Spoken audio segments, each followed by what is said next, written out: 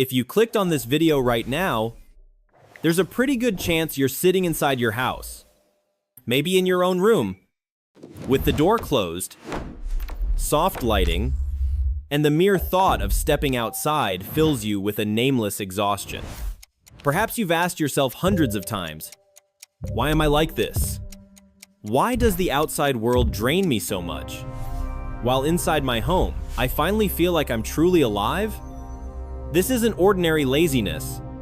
It's not the casual, I like staying home and chilling that people joke about. It's something deeper and heavier. As if the outside world is a chaotic ocean waiting to swallow you whole, while inside your house is the last fortress, a warm den, the final temple protecting your soul. And if you're nodding slightly right now, if your heart just fluttered a little as you read these lines, then you are not alone.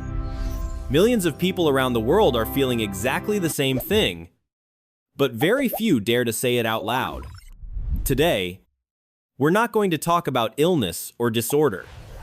We're going to talk about the psychology of people who never want to leave the house. The psychology of those who never want to step outside.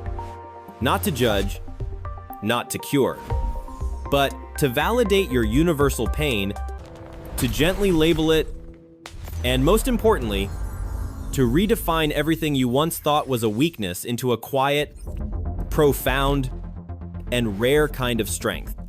You know what?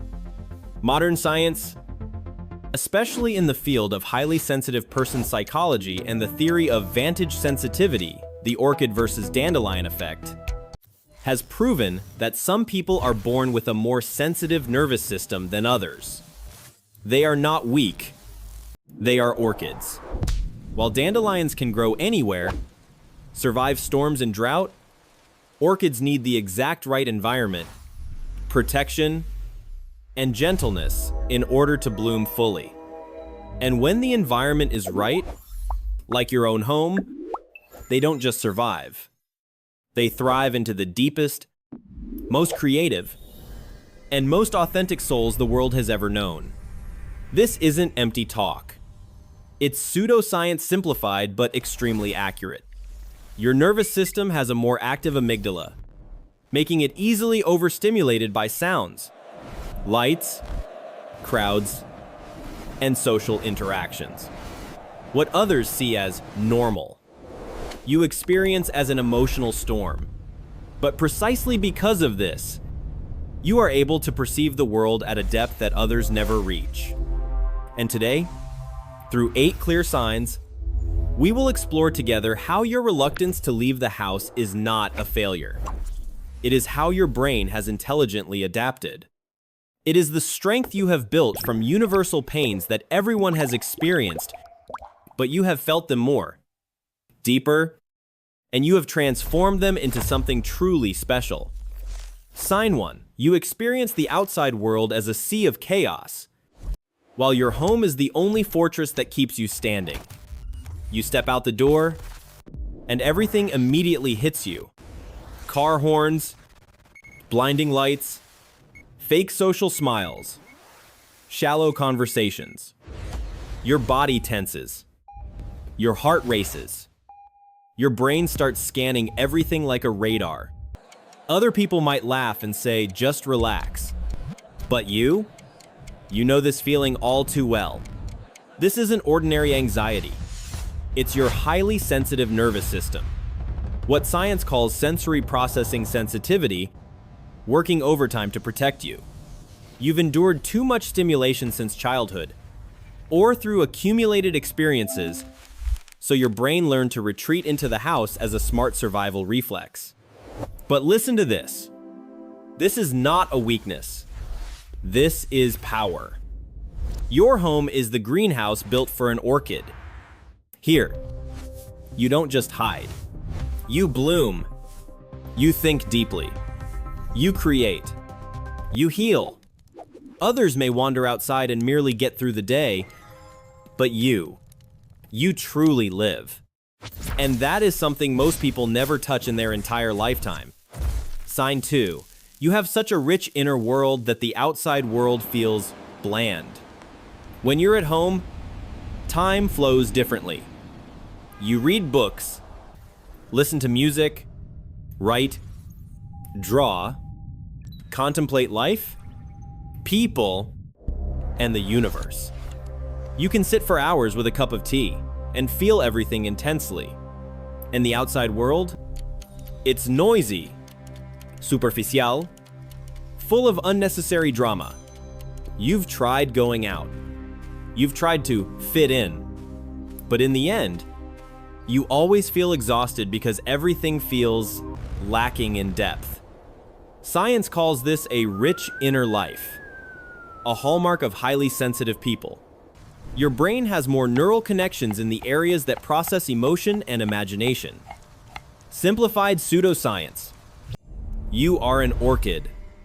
You need little external stimulation to explode internally. Others are dandelions. They need to run and jump outside to feel alive. You don't. You have turned not wanting to go out into a superpower. The ability to live fully within your own soul. That is something the greatest writers, artists, and philosophers all possessed. You are not alone. You are in the same secret club as them. Sign 3. Surface-level social interactions drain you, sign given, and this is, while deep connections are what you crave, but only from inside the house.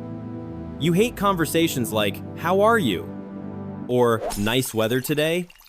Right? They exhaust you. But if someone truly opens up and shares their real pain, you can listen for hours.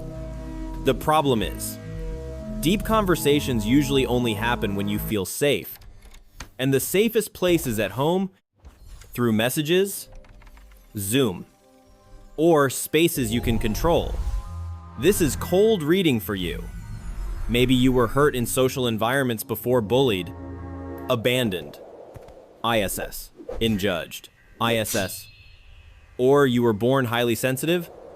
Or you once experienced burnout so severe that your brain decided, "I will protect you by keeping you inside the house." Whatever the reason, it makes perfect sense. Your brain is not wrong. It is doing its job, protecting an orchid soul.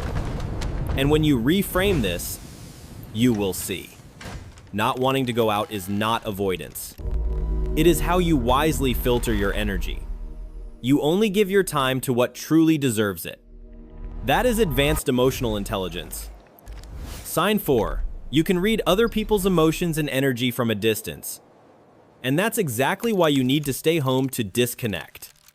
You enter a space, even for just a few minutes, and you already sense it. That person is pretending to be happy, tension is spreading, someone is hiding their pain. It's not a superpower.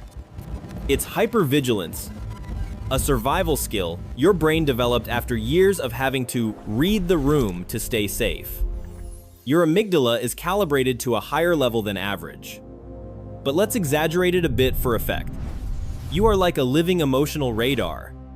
Outside, there are too many signals. Inside the house, you turn off the radar and finally get to be yourself.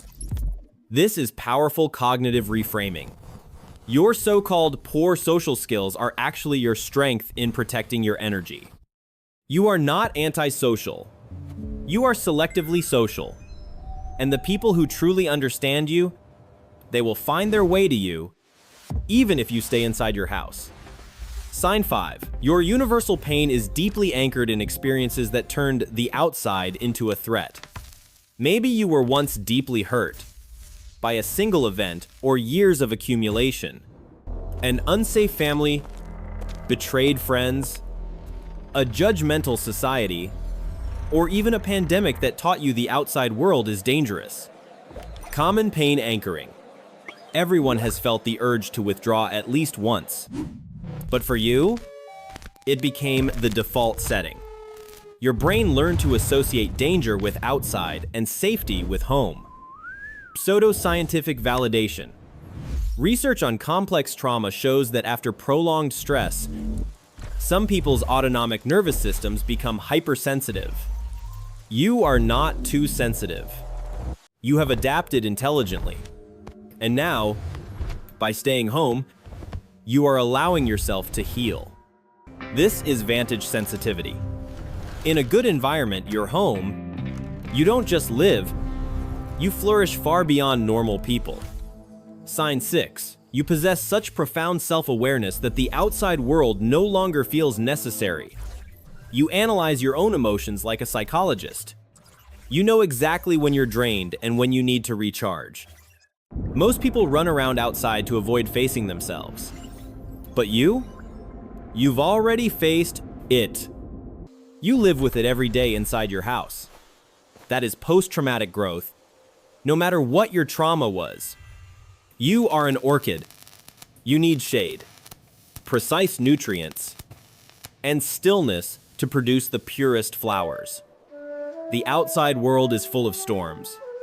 That's for dandelions. You have found where you truly belong. Sign 7. You build deeper, more authentic connections, but only with very few people, and usually from a safe distance. When you let someone into your fortress, even through a screen or in rare meetings, the bond becomes frighteningly deep, because you don't waste time on surface level. You only invest in those who are worthy.